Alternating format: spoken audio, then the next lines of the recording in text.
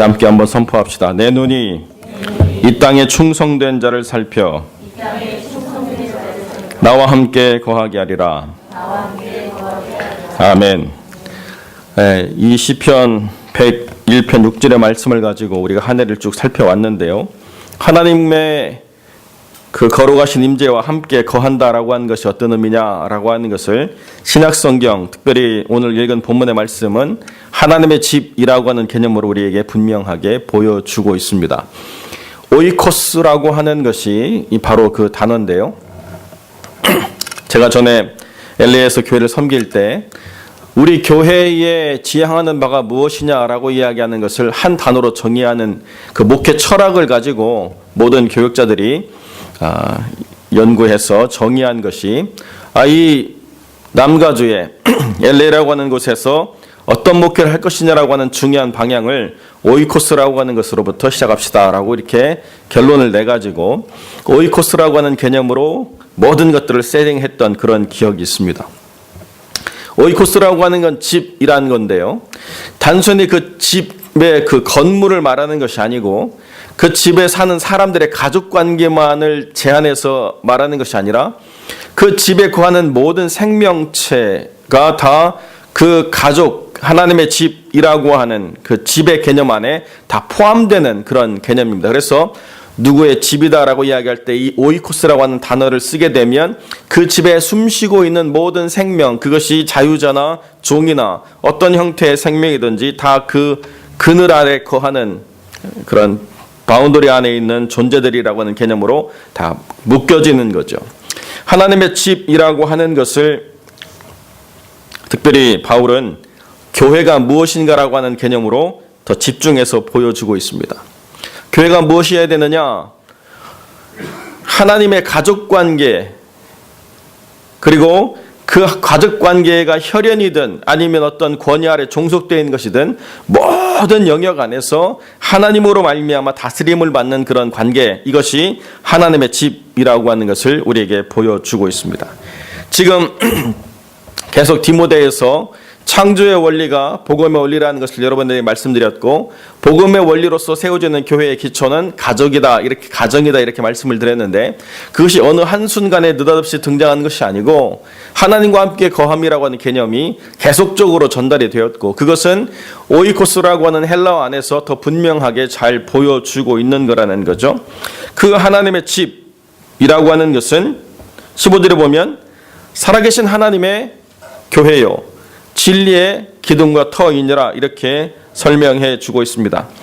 집의 기능으로서 어떤 일을 행할 것인가라고 이야기할 때에 이 집이 단순히 거기 거하는 사람들의 필요와 안정을 위해서 존재하는 것이 아니라 이 집의 정체성이라고 하는 것은 하나님의 살아계심이라고 하는 것을 분명히 믿고 따르는 거룩한 공동체의 그러한 정체성을 드러내야 된다라고 하는 것을 분명하게 전달해 주고 있죠. 살아계신 하나님, 추상적으로 믿는 그 어떤 분이 아니라 분명히 우리의 삶 가운데서 우리의 모든 영역에서 그분의 살아계심을 스스로 드러내시는 거룩한 존재이신 하나님과 그분 한 분만을 믿고 따르기로 작정한 거룩한 공동체라고 하는 것이 이 하나님의 집의 정체성이라는 것이고요. 그러면 이 집이 어떻게 하나님의 집일 수 있는가라고 하는 것을 무엇으로 보여줄 것인가라고 이야기할 때 진리의 기둥과 터라고 하는 개념으로 하나님의 교회가 무엇이어야 되는가에 대한 중요한 정체성을 드러내고 있습니다. 진리의 기둥과 터, 당연한 것 아니겠습니까? 그런데 특별히 에베소라고 하는 곳에서 지금 사역하고 있는 이 디모데에게 있어서 진리가 뭐냐라고 하는 것은 굉장히 중요한 그러한 부분이 있었습니다. 그리스의 영향을 받아서 진리라고 하는 것을 사람들이 찾고 탐닉하고 토론하는 그런 문화들이 있었고요. 그 진리라고 하는 것을 또 종교적으로 찾기 위해서 아담이라고 하는 여신의 신앙에 완전히 빠져 있는 그러한 도시였습니다. 그러니까 철학적으로도 진리를 추구했고 종교적으로도 진리를 추구하는 그러한 문화였고요. 특별히 아데미라고 하는 여신을 숭상하면서 누구보다도 여기에 열심을 냈던 사람들이 있는 그러한 도시였다는 거죠. 그러니까 살아계신 하나님과 진리라고 하는 것을 연결시켜서 그것을 드러내야만 되는 중요한 그런 역할을 감당해야 되는 것이 바로 교회였다라고 하는 것을 보여주는 거죠. 그것이 교회라고 하는 것을 바치는 중요한 부분이었다는 것입니다. 그렇기 때문에 진리를 어떻게 표현할 것인가라고 하는 것이 굉장히 중요한 부분이었어요. 그 아데미의 축전에 사람들이 술과 여러 가지에 취해가지고 온갖 음란과 온갖 더러운 일들을 벌이면서 그것이 마치 진리로 말미암아 우리에게 주는 즐거움의 향연인 것처럼 그렇게 표현되어지는 세상 속에 있었습니다. 그 진리라고 하는 것은 철학적으로 온전한 어떤 설명되어지는 부분임과 동시에 또한 진리라고 하는 것은 우리에게 즐거움을 주는 쾌락이자 어떤 기쁨이라고 하는 것을 그대로 사람들이 드러내고자 했던 것이죠. 바로 그런 세상 속에서 진리가 뭐냐라고 하는 것을 드러내야 되는, 그리고 그 진리가 어떻게 살아계신 하나님과 연결되느냐라고 하는 것을 드러내는 중요한 것들을 무엇으로 보여줄 것인가 라고 하는 것이 바울이 바라보고 있는 사역의 현장이자 바로 교회가 지금 세워지고 있는 그 자리라는 거죠. 여러분, 그런데요, 이것이 에베소만의 문제냐? 사실은 현대를 관통하고 있는 중요한 두 가지 주제라는 거죠. 과학 철학을 통해서 진리가 증명되어야 된다고 할 때 그 과학적 담론에 의해서 어떻게 진리가 표현되어질 것인가라고 하는 그 추구하는 치열함이 있는 반면에, 또 하나는 인간 중심의 쾌락, 즐거움이 어떻게 제한받지 않고 표현될 것인가라고 하는 것이 여전히 사람들에게서 중요한 가치로 드러내고 있는 이 두 가지 기둥이 있다는 것입니다. 그때도 사람들이 그렇게 살았고 지금도 사람들이 그렇게 사는 거예요. 논리적인 온전함, 또 쾌락적인 즐거움, 이 두 가지가 절대로 하나 될 수 없는데 자기 안에서 양립할 수 없는 것들을 담아놓고 스스로가 취사 선택해서 마음껏 살아갈 수 있도록 하는 것, 이것이 그때 에베소이자 지금 현재 우리가 살아가고 있는 삶의 자리라는 것입니다. 그러면 과연 교회는 무엇이어야 되느냐, 왜 주님을 따르는 것이 우리에게 있어서 중요한 가치냐라고 하는 것을 우리가 어떻게 표현할 것인가라고 하는 것이 사도 바울에게 있어서도, 그리고 지금 예수를 믿는 우리에게 있어서도 중요한 부분이라는 것입니다. 바울은요, 자기가 가서 직접 전해야 되지만 가지 못할 상황을 예측했기 때문에 압축해가지고 16절에 이 모든 핵심 가치를 여기에 다 담아서 보여주고 있습니다. 우리 함께 한번 읽어봅시다. 16절 시작. 크도다 경건의 비밀이에요. 그렇지 않다 하는 이 없도다. 그는 육신으로 나타난 바 되시고 영으로 의롭다 하심을 입으시고 천사들에게 보이시고 만국에서 전파되시고 세상에서 믿은 바 되시고 영광 가운데서 올리우셨음이니라. 아멘. 예수 그리스도에 대한 바울의 찬송이죠. 근데 이것이 어떤 학자들은 이것이 바울이 쓴 찬송이기보다는 그때 당시에 교회들의 찬미시를 바울이 그대로 옮겨놓은 것이다 라고 이렇게 보는 사람도 있습니다. 뭐가 맞느냐 우리가 지금 따져볼 수 없지만, 그러나 중요한 것은 바울이 이 찬미시를 고백했을 때 바울의 고백이자 그 당시 교회의 고백이라고 하는 것은 우리가 분명히 알 수 있다는 거예요. 예수가 누구냐라고 할 때에 예수가 누구인가를 위협하는 모든 이단의 사슬을 다 배제하고 예수는 철저하게 육신으로 오셨고 영으로 의롭다 하심을 입으셨고 천사들에게 보이신 바 되었고 만국에 전파되시고 세상에서 믿음을 받으시고 영광 가운데서 하늘로 올리우신 분이라고 하는 이 우리가 신앙 고백의 기본적인 것들을 그대로 담아내는 찬송시를 바울이 선언하고 있습니다. 바로 그 찬송의 그 핵심이 어디로 들어가야 되느냐라고 이야기하면 경건이라고 하는 것에 표현되어 있다는 거죠. 바울이 복음을 증거할 때에 그 에베소 사람들이 바울을 향하여서 외쳤던 것이 무엇입니까? 크도다 에베소 사람들의 아데미여, 계속 부르짖으면서 수시간 동안 그렇게 외쳤던 그 에베소에 바울이 반대로 뭘 외치느냐? 크도다 경건의 비밀이여, 이렇게 외치고 있는 거죠. 이것이 바울이 보여주고 있는 가장 중요한 핵심인데요. 무엇이 그러면 예수 그리스도라고 하는 분을 찬송하게 하는 그러한 모든 표현의 핵심이라고 이야기할 때 경건이라는 거예요. 여러분, 경건이 비밀이 될 수 있습니까?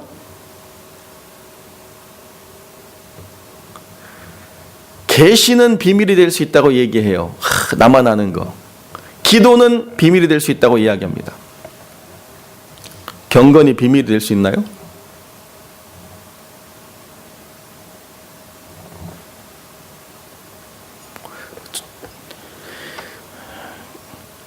여기에 우리의 신앙의 핵심이 있습니다.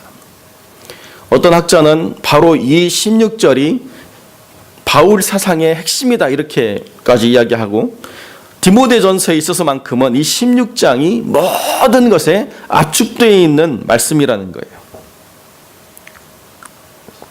저희가 읽진 않았지만은 4장 7절에 보면 망령되고 허탄한 신화를 버리고 오직 경건에 이르기를 연습하라, 이렇게 말씀이 되어 있습니다.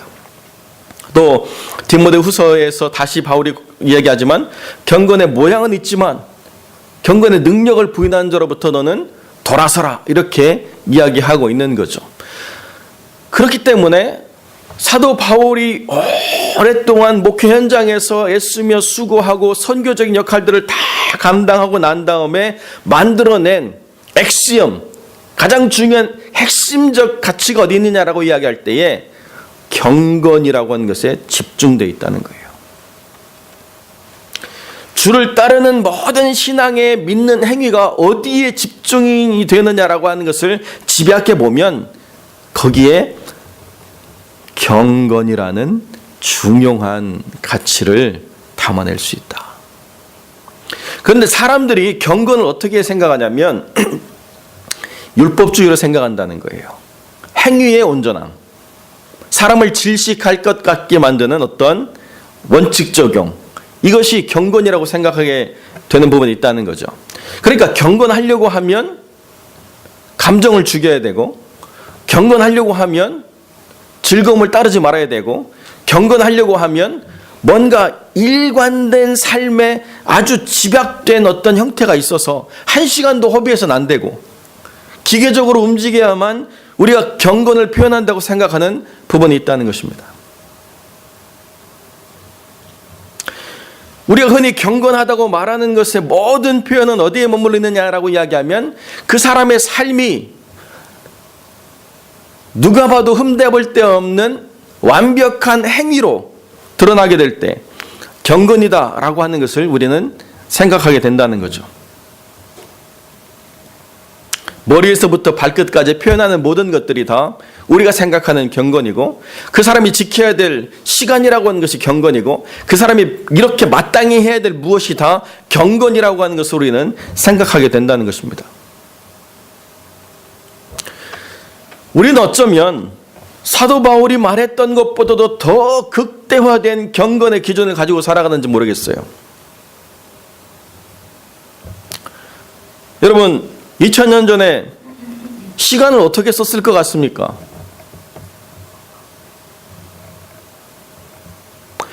여덟 시 반에 우리가 모여서 예배를 드린다라고 할 때 목사인 제가 8시 35분에 나타났다.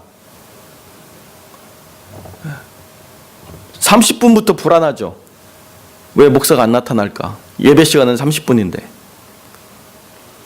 아마 제가 한 45분쯤 나타났다고 생각하면 이미 시험 들어가지고 예배가 불안한 사람들이 생길 거예요. 우리는 경건이라고 하는 것을 생각할 때 우리가 살아가는 삶의 패턴에서 이미 들어온 과학적 사고에 입각한 경건을 생각하게 돼 있어요. 그 시간 그 자리에 그때 온 타임에 나타나거나 아니면 적어도 우리가 흔히 얘기하는 대로 30분 전에 준비된 자세로 있는 경건.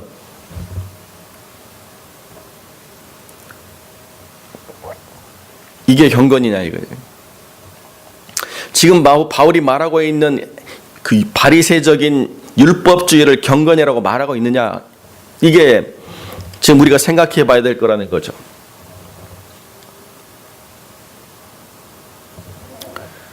여러분, 경건은 그런 것입니까? 육체로 표현되어지지 않는 것을 전혀 담아내지 않는 경건, 그리고 뭔가 추상적인 것을 이야기하는 그런 경건만이 있다라고 제가 말씀드리는 게 아니에요. 경건이라고 하는 것은 육체로 표현되어지는 부분이 반드시 있습니다. 그리고 그 육체로 표현되어지는 부분에서 이 사람이 여기에 몰입되어 있구나라고 하는 것을 느낄 수 있는 삶의 자세와 태도가 드러나야 되는 경건은 맞습니다. 그런데 사람을 질식하게 만드는 그런 기계적 경건은 아니라는 거예요.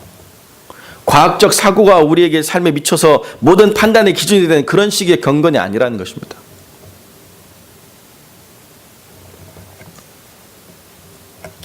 문화적으로도 경건의 기준이 다 다르잖아요. 제가 교회를 사임하고 개척하기 전에 제 아이들과 함께 그래도 남가주에서 제일 유명하다는 미국 교회 한번 가보자 해가지고 세럴백 교회를 한 번도 돈 내고 다니지 않았던 톨피까지 내고 세럴백 교회를 갔습니다. 그런데요, 리고렌 목사님이 딱 나타났는데, 아니 12월 달에 크리스마스에 웬 하와이안 셔츠냐고요, 반팔로. 저분이 그런데 예배를요, 설교를 5번 해요. 15분씩 메시지를 4번 하고 중간에 다른 목사님 한 번 또 교환해서 설교를 하고 그 사이에 찬양이 있고 맨 마지막에 다 일어나서 마지막으로 송영을 마치는데요, 펠리스 나비다를 막 서로가 부르더라고요. 여기가 어딘가 I wanna wish you a Merry Christmas 하고 막 펠리스 나비다 막 하는데요, 분위기는 좋았어요. 뭐 제가 여기서 분위기를 망치려고 막 할 건 아니었는데, 여러분 그걸 여기에 적용해 봅시다. 제가 나타났는데 하와이안 셔츠에 반바지 입고 마지막 송영하는데 브라스 밴드가 갑자기 쿵짝거리면서 펠리스 나비다를 외친다고 하면 우리가 생각하는 경건이라고 하는 개념에서 불편하죠. 우리는 이미 과학적으로, 문화적으로 성경 이외의 기준에 깊이 매몰되어 있는 부분이 있다는 거예요. 진리의 터와 기둥이라고 하는 것으로 하나님의 교회를 세우기 이전에 문화적인 터와 기둥으로 교회를 세우려고 하는 경향이 강하고, 내가 살아온 삶의 습관과 내가 받은 과학적 지식의 기준을 가지고 하나님의 진리의 터와 기둥을 세우려고 하는 부분이 너무나도 많이 우리를 힘들게 하는 부분이 있다는 거예요. 경건이라고 하는 건요, 바울이 지금 찬송하고 있는 그 예수 그리스도를 그 삶 가운데에서 온전히 드러나는 삶의 일관된 자세와 거기에 몰입되어 있는 헌신을 이야기하는 것이지, 우리가 말하는 어떤 예전이나 우리가 말하는 어떤 형식, 우리가 말하는 문화적인 편안함이라고 하는 것에 입각한 그 무엇을 말하는 것이 적어도 아니라는 거예요. 그 예수 그리스도를 그 삶 가운데서 만국에 전파하고 세상에서 믿음을 증거하고 영광 가운데서 하늘로 올려오신 주님이 다시 오실 것을 기다리는 그 종말의 신앙을 가지고 육신을 통해서 예수를 따르고자 하는 거룩한 그 진리가 내 삶 가운데 있음을 다른 어떤 사람보다도 더 엄격하게 따르고자 하는 삶의 일관된 그 목적을 가지고 살아가는 것이 사실은 경건이라는 것입니다. 그런데 경건을 잘못 이해하고 나면 경직된 경건이 산 신앙을 죽이는 상황이 만들어진다는 거예요. 여러분, 갑각류가 탈피를 하지 못하면 자기 껍질에 질식해서 죽는 거 아시죠? 개든 가재든 심지어는 뱀도 허물 벗다가 허물이 안 벗겨지면, 탈피를 못하면 결국 그 안에서 질식해서 죽어버리고 말아요. 외피가 왜 있느냐? 아내를 보호하기 위해서 있는 것이지만 성장이 멈춰버리고 그 안에 갇혀버리면 결국 그 안에서 죽어버릴 수밖에 없다는 것입니다. 경건이라고 하는 것은 단순히 표현되어지는 외피가 아니에요. 내면의 실제가 어떻게 밖으로 표현되어지는가의 일관성이지 밖으로 보여지는 것이 전부가 아니거든요.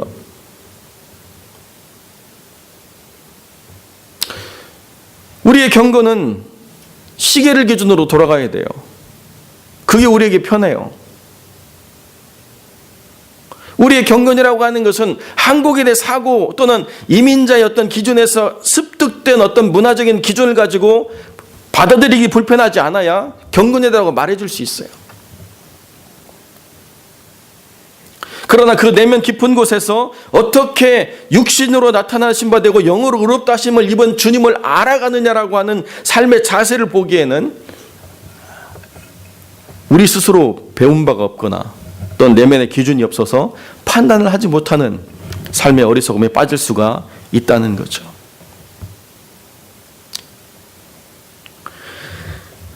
아니면 이러한 경건을 표현하는 것을 포기하고 초월로 가버리는 선택을 하기가 쉽다는 것입니다.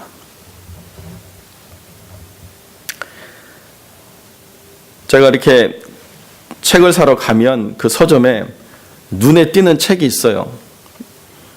그런데 그 여러 책들 중에서 보기는 봤지만은 제가 구입하지 않은 책이 있는데요. 제가 지난번에 한 말씀드렸습니다마는 하늘 보좌를 움직이는 기도 1, 2가 있어요. 국민일보사에서 출간한 책인데요. 교회 이름이 기도하는 교회예요. 기도 안 하는 교회가 있겠어요? 근데 교회 이름이 기도하는 교회예요. 근데 이분이 뭘 주장하느냐? 그냥 예수의 보혈을 믿어서는 천국을 못 가고 핏부림을 경험하고 믿어야 천국에 간다는 거예요. 2000년 교회 역사상에 이 비밀을 깨달은 자가 한 명도 없어가지고 주님이 자기를 선택해서 이 비밀을 깨닫게 했다는 거예요.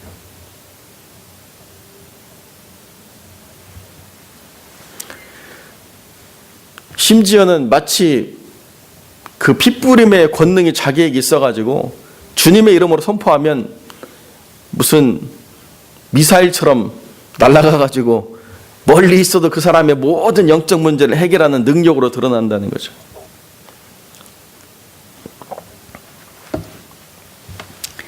또 얼마나 많은 사람들이 거기에 빠져가지고 헤매는지 이루 말할 수가 없어요. 거기 뭔가 있는 것처럼, 거기 대단한 비밀이 있는 것처럼, 남이 경험하지 못한 특별한 무엇이 있는 것처럼 막 빠져들어서 거기서 헤매나오지 못하는 거죠. 비밀을 어떻게 우리가 이해하느냐? 남들이 모르고 나만 아는, 그리고 그것이 엄청난 가치를 가지고 있는 그러한 것들로 생각하는 비밀. 그러나 경건의 비밀이라고 하는 것은 남은 모르고 소수의 나만 아는 것의 비밀이 아니라는 거예요. 바울이 표현하여져 있던 이 비밀이라고 하는 것은 알아가면 알아갈수록 더 깊은 진리가 거기에 내재되어 있다는 것을 깨달아가는 방식으로 우리에게 주어진 신앙의 중요한 가치라고 하는 의미에서 비밀이라고 이야기하는 것이지, 누구는 알고 누구는 모르는 또는 소수의 사람들만 알도록 제한되어 있는 이런 비밀이 아니라는 거예요. 경건이라고 하는 것은 깊이 들어가면 들어갈수록 더 깊은 은혜가, 더 깊은 깨달음을 통한 더 깊은 하나님과의 임재가 계속 경험되어짐으로 말미암아서 지금까지 알아온 것으로 모든 것을 표현할 수 없는 그 안에 깊은 진리가 더 들어가면 들어갈수록 무한히 우리에게 제공되는 그런 의미에서의 비밀이라는 것입니다. 내가 지금까지 경험했던 것으로는 설명이 부족한, 더 경험하면 경험할수록 끊임없이 그 안에서 무언가가 잠재되어 있어서 계속 우리에게 무언가를 공급해주는 그런 의미에서의 비밀이라는 거예요. 그런 방식의 경건이 우리 안에서 표현되어질 때에 우리가 주님을 찬미함으로 주님 거룩한 집에 거하는 한 가족으로서의 부분이 있다는 거예요. 사람은 그렇지 않죠. 사람은 그렇게 끊임없이 즐거움을 주고 끊임없이 깨달음을 주고 끊임없이 새로움을 주는 존재가 아니에요. 누가 그런 표현을 하더라고요. 서로가 데이트하는 것과 결혼하는 것에서 남자가 느끼는 그런 부분을 표현하는데요. 연애할 때는 정말 좋았는데 결혼이 힘들다는 거예요. 그래서 왜 결혼이 힘드냐? 남자한테 물어봤더니 연애할 때처럼 똑같이 해줬는데 그 여자가 집에 안 간다는 거예요. 같이 밥 먹고 같이 영화 보고 같이 즐거운 거 하고 이제 가야 되는데 안 가기 때문에 겪는 불편함이 생긴다는 거예요.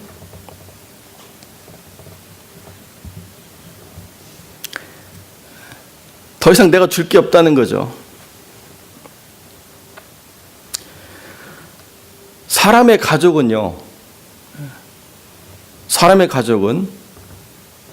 서로가 모르는 부분을 계속 경험하면서 사랑하는 법을 배우는 과정이죠. 그 존재 자체가 사랑 그 자체가 아니기 때문에 우리가 그 사람을 포용하고 이해해주고 때로는 용서해주고 관계를 계속 확장시켜 가면서 내가 지금까지 살아왔던 방식을 포기하고 또 이렇게 사람을 품어주는 그런 끊임없는 과정을 통해서 완성이 되어져 가는 어떤 부분들을 우리가 이야기하는 거죠. 하나님 안의 가정이라고 하는 것은 그런 방식이 아니라는 거예요. 그분이 먼저 우리를 사랑하셨고 아들이라도 아끼지 않냐고 우리를 위해서 희생하신 그 거룩하신 하나님께서 우리에게 끊임없이 은혜를 베풀어 주시고 우리가 하나님을 따라서 삶의 어떤 부분들을 선택할 때마다 우리로 말미암아 주님이 누구인가를 더 깊이 경험하는 신비로운 하나님의 그 임재와 능력의 기쁨을 무한히 체험할 수 있도록 우리에게 허락해 주신 그 놀라운 하나님의 집에 거한 한 가족으로서의 하나됨을 설명한다는 것입니다. 그러니까 지금처럼 주님을 아는 그 방식 또는 어떻게 획일화된 정해진 룰대로 살아가는 방식의 경건이 아니라 깊이 삶을 살아가면 살아갈수록 하나님을 더 깊게 이해하고 인식하고 표현해내고 설명할 수 있는 부분들을 습득하고 더 하나님을 알고자 하는 열망을 그렇게 우리에게 제공하는 방식의 경건을 바울이 설명하고자 했다는 것이죠.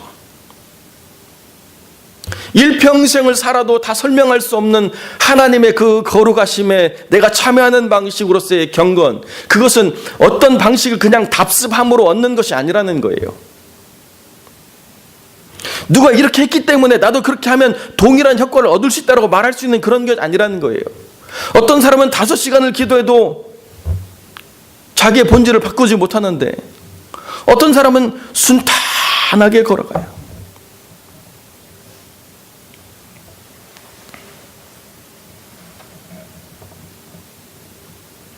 내면 깊은 곳에 있는 경건의 핵심을 깊이 이해한 사람들은 어떤 나의 외연이라고 표현되는 나의 밖에서의 어떤 행위로는 도달할 수 없는 그 중요한 부분을 본질적으로 이해하고 들어가기 때문에 행위로 도달할 수 없는 어떤 것들을 누리게 되어 있다는 거예요.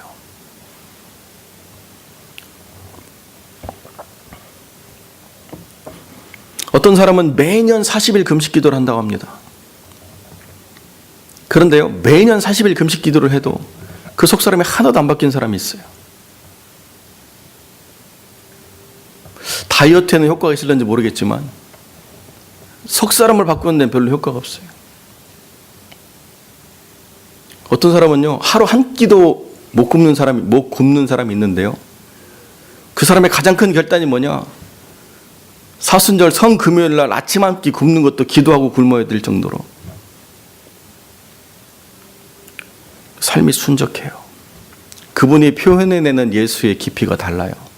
그분이 따르고자 하는 예수, 그분이 설명하고자 하는 예수가 그렇게 몸부림치는 사람과 비교될 정도로 다른 선택과 다른 삶의 지향점이 있다는 것을 알게 된다는 거예요.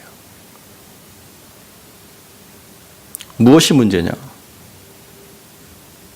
주님을 얼마나 깊이 경험하고 주님을 얼마나 깊이 표현해낼 수 있는 삶의 실제가 있느냐, 이 차이지, 어떤 행위를 우리가 익숙하게 연습했느냐, 그 차이는 아니라는 거예요.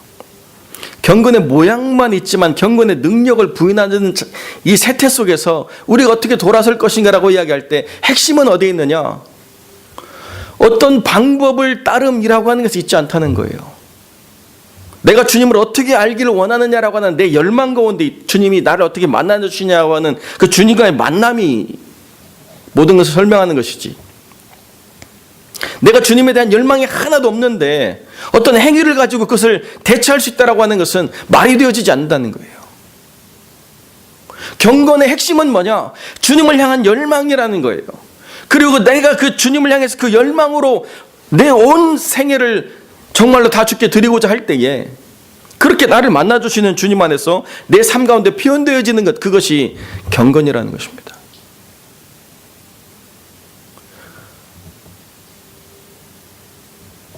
우리 자신을 산 제사로 드리는 것, 바울은 로마서에서 이렇게 표현했습니다.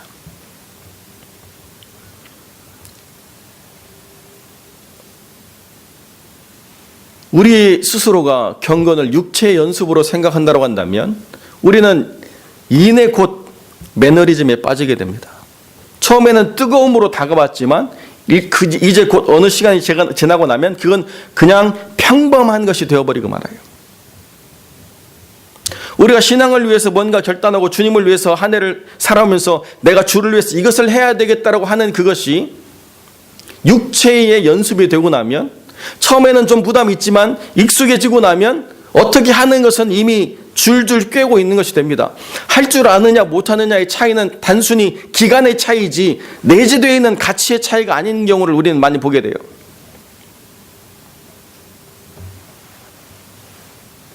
그러나 연습으로 담아낼 수 없는 그리스도의 향기는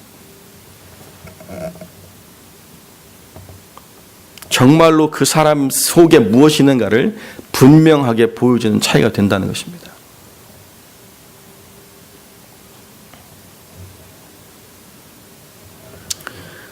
경건이라고 하는 것은 단순히 행위의 온전함을 통해서 우리 스스로의 어떤 덕을 쌓는 것이 아닙니다.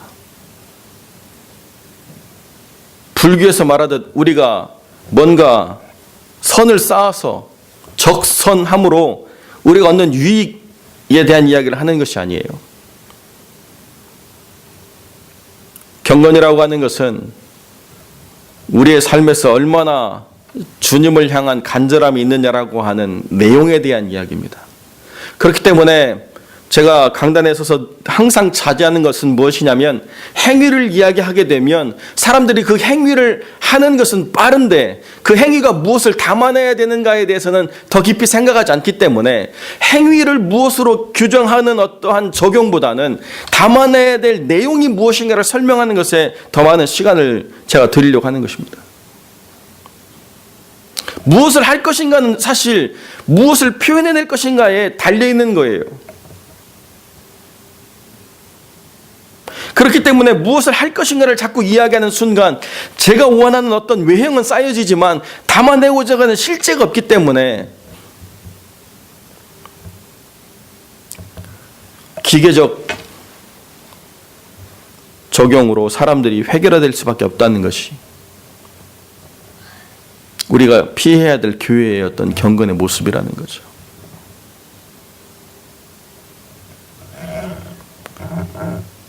토요일이 되면 은행이 문 닫기 전에 가가지고 드릴 헌금을 새 돈으로 바꾸든지, 시간을 놓치면 물 뿌려가지고 헌금을 다리미로 다려가지고 오는 것, 옛날엔 그렇게 했습니다. 그것이 경건신이라고 배웠어요. 심지어는 성경책도 다리미로 펴가지고 오는 사람이 있었어요.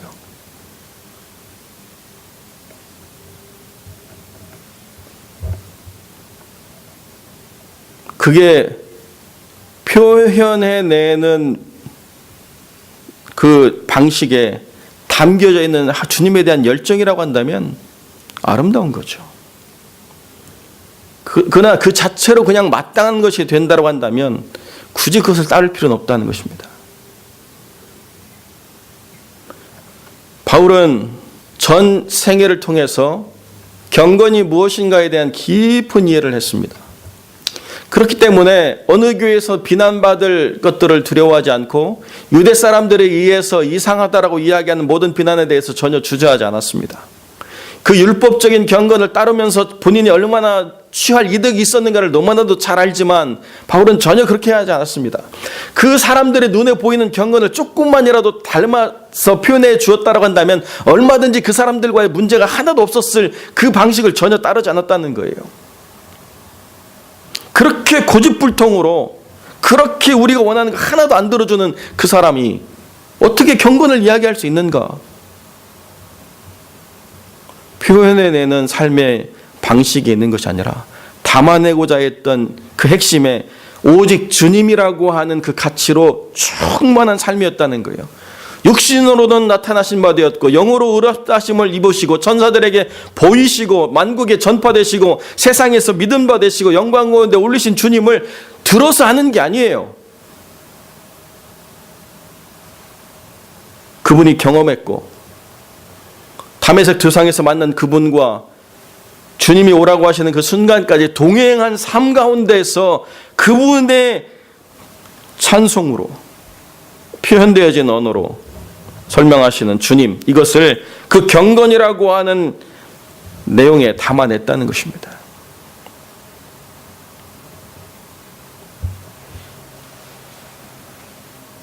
내 삶 가운데서 주님을 어떻게 설명할 수 있는가? 내 삶 가운데서 주님을 어떻게 표현해낼 수 있는가? 내 삶 가운데서 주님을 향한 내 열망이 얼마나 커지고 있는가? 내 삶 가운데서 내가 주님이라고 하는 이름 아래 내 삶으로 표현해낼 그 거룩한 지경이 얼마나 넓혀지고 있는가가 중요한 경건이지 다른 어떤 것이 아니라는 것입니다. 그렇기 때문에 경건은 비밀입니다. 왜냐하면 누군가를 모방한다고 해서 얻을 수 있는 것이 아니기 때문에 그렇습니다.